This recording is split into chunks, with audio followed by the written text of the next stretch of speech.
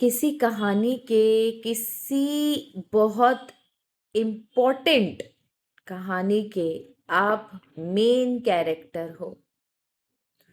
कुछ ऐसी सिचुएशन, कुछ ऐसी सरकमस्टांसेस दिख रही है जहाँ पर आपका किरदार बहुत मेन है। आप इस स्टोरी में, आप इस कहानी में मेन किरदार निभा रहे हो।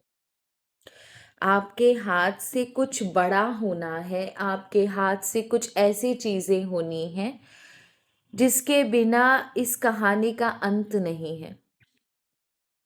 ठीक है?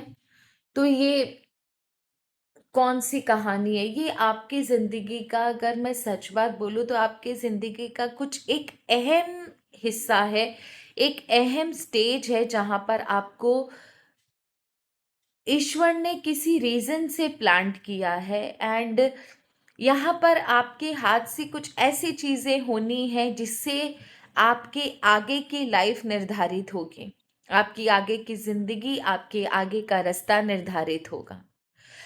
ये बड़ा मुझे भी बहुत यूनिक और अजीब सा लगा था जब मुझे इसका इंट्यूशन आया कि अचानक से ये कैसा आया, समझ नहीं आया। पर ठीक है, जो ईश्वर की मर्जी होती है हमें करना होता है। देखते हैं कि ये कौन सी सिचुएशन, सर्कमस्टेंस के बारे में ईश्वर आपको इंफॉर्मेशन देना चाहते हैं। आप ही क्यों मेन कैरेक्टर हो, क्या होना है आपके हाथ से, आपका रोल इस कहानी में क्या है, चलिए देखते हैं। ठीक है? Before I start my reading, I welcome you all to my channel the wheel of fortune 1176। I hope आप लोग सब बहुत अच्छे हो, हमेशा देखना अच्छे ही रहोगे, आपकी सारी मनोकामनाएं पूरी होगी, सारी मैनिफेस्टेशन, सारी डिज़ायर पूरी होगी। 2026 में आपके पास नेगेटिविटी आसपास ना भटके, आप हमेशा पॉजिटिव रहो। अगर अप्स एंड डाउन लाइफ में हो भी रहे हैं तो भी आप अदम्य साहस के साथ आगे बढ़ो। आपका साहस देखकर ईश्वर स्वयं आपकी मदद करे, किसी न किसी रूप में आपको हमेशा ज्ञान और डायरेक्शन मिलता रहे। ईश्वर आपकी सहायता एक दोस्त की तरह, एक माता पिता की तरह करे। बस यही मेरी मंगल कामना है, आपके चेहरे पर कभी कभी भी कोई दुख ना आए। बस this is what I want. Let us start our reading. देखते हैं कि इस पूरे सिनेरियो में, इस कहानी में आप मेन किरदार हो। ये कहानी किस चीज़ को दर्शाती है, किस सिचुएशन से रिलेटेड है, और आपका इसमें इतना महत्व क्यों है, आपके हाथ से क्या बड़ा होना है कि इससे पहले ईश्वर आपको ये चीज़ बताना चाहते हैं। ठीक है? अगर मुझे टाइमलाइन दिखेगी तो मैं आपको टाइमलाइन भी बता दूंगी। तो चलिए रीडिंग शुरू करते हैं। जय माँ बगलामुखी, हर हर महादेव।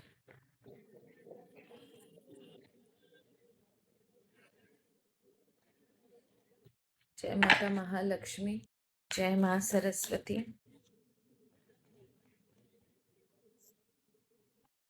आर्कएंजल माइकल, दत्त महाराज, यूनिवर्स हमें बताएं उस कहानी के बारे में जहाँ मेरे व्यूवर्स को मेन किरदार प्ले करना है। वो उस कहानी के बारे में हमें बता दीजिए जिस कहानी में मेरे व्यूवर्स को मेन किरदार प्ले करना है। उस सिचुएशन, उस सरकमस्टांसेस के हमें अंदर ले चलिए जहाँ पर मेरे व्यूवर्स को मेन किरदार प्ले करना है।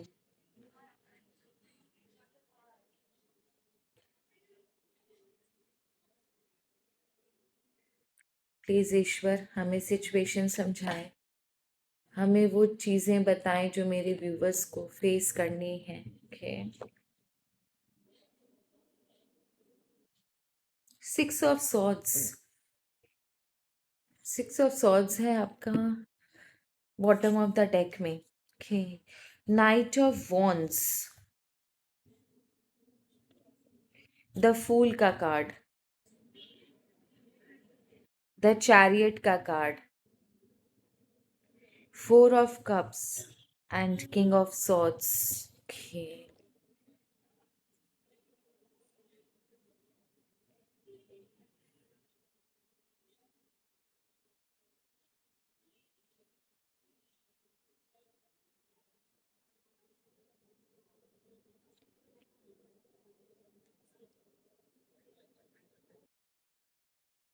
एक ऐसी सिचुएशन दिख रही है जो पहले तो बहुत अच्छी है, ठीक है ना? ये आपका नाइट ऑफ वॉन्ड्स है। पहले ये सिचुएशन बहुत अच्छी नज़र आ रही है, आप काफ़ी अच्छी एनर्जी में हो, कुछ जीत हुई है आपकी, या फिर कुछ आपके ज़िंदगी में एक मूवमेंट नज़र आ रहा है। एक ऐसी सिचुएशन जहाँ पर आप किसी सिचुएशन से निकल कर इस सिचुएशन में अंदर घुसे हो। जिस सिचुएशन की, जिस कहानी की बात मैं कर रही हूँ, उसमें ये आपकी फर्स्ट एंट्री है, ठीक है? और ये जो एंट्री है वो, इसमें आप बहुत ज़्यादा एक्साइटेड, बहुत ज़्यादा जिसे बोलते हैं एम्बिशियस नज़र आ रहे हो, जोश से भरे नज़र आ रहे हो। इन द सेंस कि आप अपने चाहत को पूरा करने के लिए, आप अपने एम्बिशन को पूरा करने के लिए किसी भी हद तक जाने के लिए रेडी हो। आपका खून गर्म है, आप बहुत एक्साइटेड हो, ओवर द मून आपकी फीलिंग है, एंड हर एक सिचुएशन के लिए आप रेडी हो। जैसे कहते हैं ना, योद्धा तैयार होकर घर से निकला हो कि आज जो होगा जीत के लौटेंगे, वो वाली कहानी है। लेकिन साथ ही साथ ये आपके अंदर फायर एनर्जी को बढ़ा रहा है।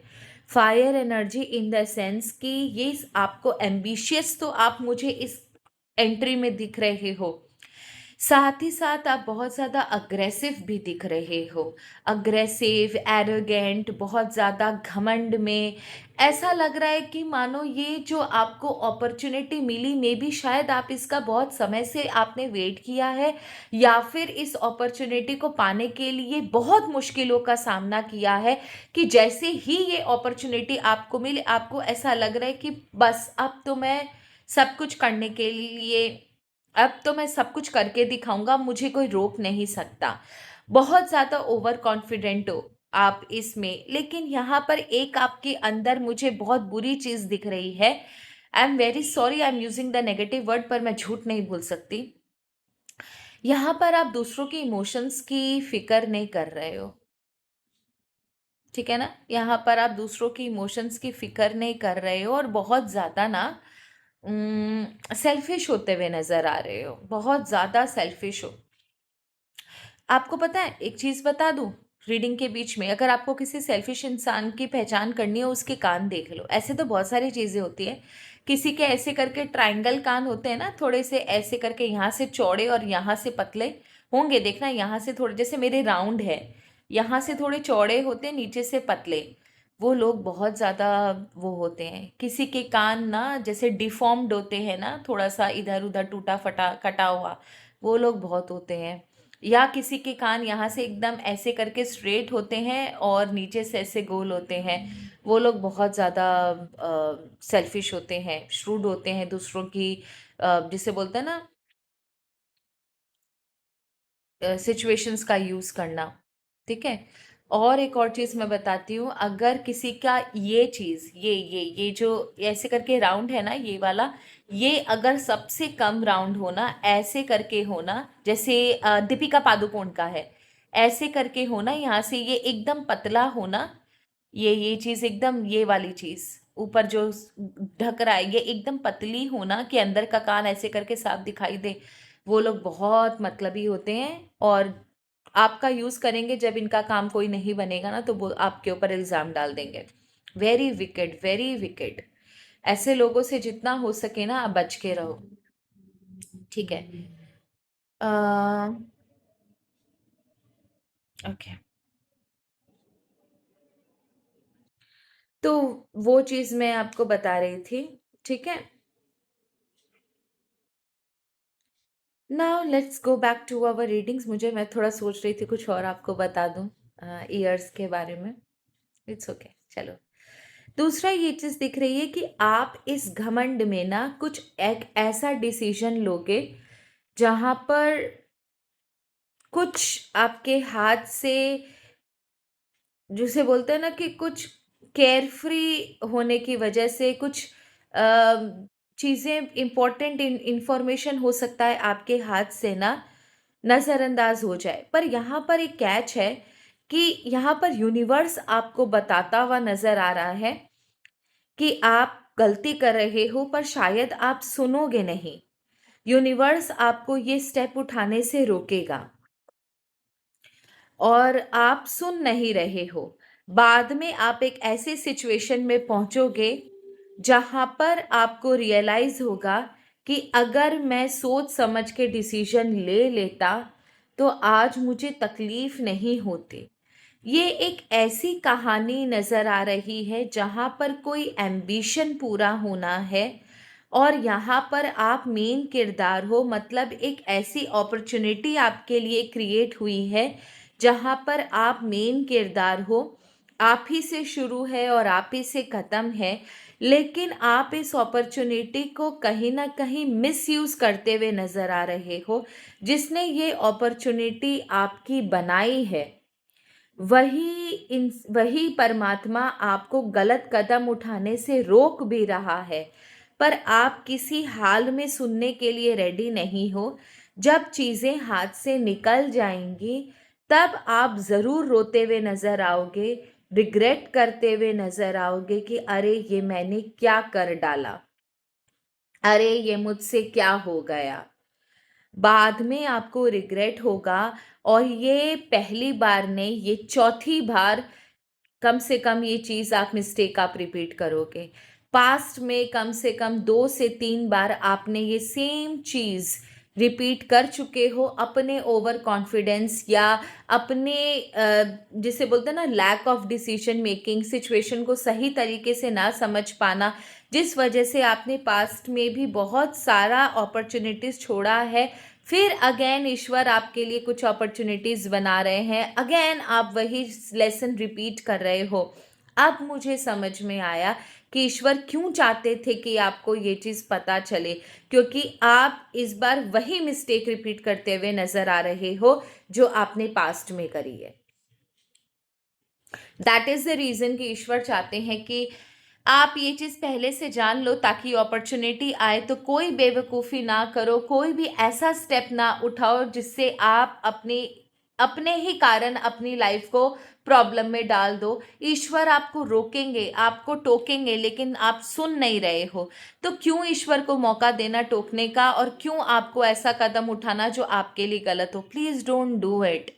उसके बाद मुझे ये चीज़ नज़र आ रही है कि फिर definitely there will be a person coming into your life, जो इंसान कोई मेजर डिसीजन लेगा कि आपके साथ क्या करना चाहिए, क्या आप इस अपॉर्चुनिटी के लिए हकदार हो या नहीं हो।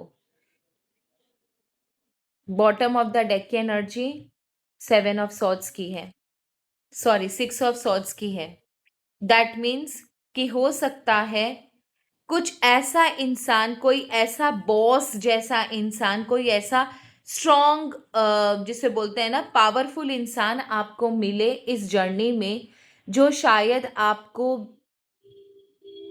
अ, जिसे बोलते हैं ना, जो शायद आपको ना उतना ज़्यादा कैपेबल ना समझे और ये अपॉर्चुनिटी आपके हाथ से छीन ले। देखो, ईश्वर का काम या मेरा काम आपको डराना नहीं है। ईश्वर आपको, अब अगर मैं समझूं कि मुझे क्यों ये चीज़ दिखाई दी, क्योंकि जब मुझे भी दिखाई तो मुझे बड़ा अजीब सा लगा कि ये क्या चीज़ है जो ईश्वर मुझसे करवाना चाहते हैं। अगर सच बोलूँ तो अब मुझे समझ में आ रहा है कि एक चीज़ तो कंफर्म है, आपकी ज़िंदगी में कुछ बहुत बड़ा होने वाला है, कुछ बहुत बड़ा होने वाला है। आपकी हैबिट है, आपने पहले भी बहुत बड़ी अपॉर्चुनिटी से, कुछ अच्छे समय अच्छी अपॉर्चुनिटी को आपने अपने इम्पल्सिव नेचर की वजह से, रेस्टलेस नेचर की वजह से मिस किया है, बिना सोचे समझे डिसीजन लिया है और वो चीज़ें आपसे मिस हुई हैं। दैट इज़ द रीज़न कि ईश्वर चाहते हैं कि इस बार आप सोच समझ के निर्णय लो, इस बार आप सोच समझ के डिसाइड करो कि आपको क्या करना है और क्या नहीं करना है। अदरवाइज इस बार भी आपके पास रिग्रेट के अलावा और कुछ नहीं बचेगा। ईश्वर सिर्फ इतना चाहते हैं कि कोई आकर आपसे ये अपॉर्चुनिटी छीन ले, ये बताकर कि आप कैपेबल नहीं हो, और वापस से आपको उसी अंधेरी ग्लूमी इग्नोरेंट दुनिया में जाना पड़े, इससे पहले कि आप डिसाइड करो अपनी वीकनेस को फाइंड आउट करो, अपनी स्ट्रेंथ को फाइंड आउट करो, अपने आप को बैलेंस करो और अपने डिसीजन मेकिंग पर काम करो। ओके, तो अब मुझे ये जानना है, अगर इस कहानी में आप ये मिस्टेक नहीं करते हो, अगर इस कहानी में आप ये मिस्टेक नहीं करते हो, तो क्या इसमें आप अच्छा करके निकलोगे? क्या फिर इसके बाद आपकी ज़िंदगी में कुछ अच्छा होगा? अगर ये मिस्टेक आप ना करो अपनी लाइफ में, इस कहानी में अगर आप ये मिस्टेक ना करो, तो क्या आप अपनी लाइफ में बहुत अच्छा कर पाओगे? क्या इसके बाद आपकी ज़िंदगी में कुछ अच्छा होगा?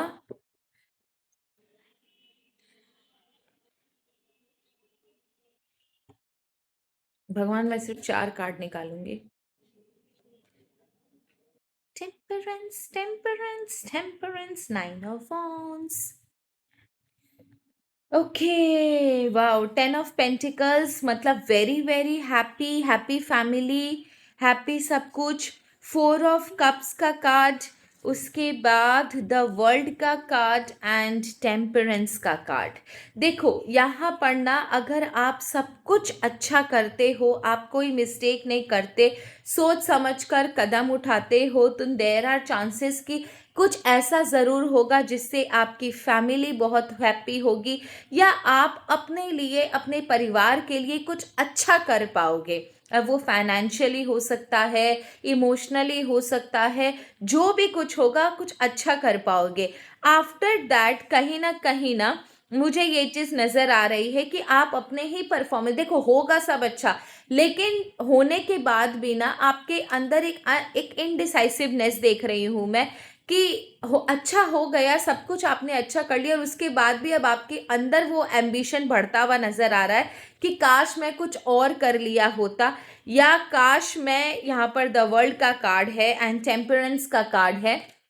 दैट मीन्स कि आपके अंदर अभी भी ना वो मलाल रहेगा कि मैं ये नहीं करता, ये कर लेता तो शायद और अच्छा हो जाता। I don't take it in a negative way, मुझे कहीं से भी ये नेगेटिव नज़र नहीं आ रहा, क्योंकि हो सकता है इसको करने के बाद जो आपके परिवार के चेहरे पर खुशी है, आप जो अपने परिवार के लिए लेकर जा रहे हो, आप जो अपने परिवार के लिए किए हो, शायद और आपके अंदर ये चीज़ है कि मैं थोड़ा और कर लिया होता तो मेरा परिवार और ज़्यादा खुश होता, मैं ये कर लिया होता तो मैं काश अपने परिवार के लिए, अपने लिए ये भी कर पाता आज। And I don't think that it is a negative thing, क्योंकि यहाँ आप अपने लिए, अपने परिवार के लिए सोच रहे हो। हाँ, थोड़ा सा इम्बैलेंस हो रहे हो, क्योंकि आपको कहीं ना कहीं वो रिग्रेट हो रहा है कि अरे मैं थोड़ा सा और पेशेंटली किया होता या ध्यान थोड़ा दिया हो तो शायद मैं और अच्छा कर पाता। इट्स ओके, फाइन, पर I don't take it in a very negative way. So that's the reason कि कुछ ना कुछ आपके लाइफ में होने वाला है, and be very careful. Let's check the timeline, let's check the timeline कि ये चीज़ें जो है आपकी लाइफ में कब होने वाली है। मेन किरदार आप हो भाई, यहाँ पर आप ही दीपिका, आप ही रणबीर, बी वेरी केयरफुल। कहानी शुरू भी आपसे हुई, कहानी खत्म भी आप पर हो रही है। ठीक है ना, अपने आप को एकदम ग्राउंड, डाउन टू अर्थ रखना। टाइमलाइन बता दीजिए ईश्वर हमें, टाइमलाइन बता दीजिए ईश्वर हमें। Okay, high priestess, the arise, wow, and 5 of wands.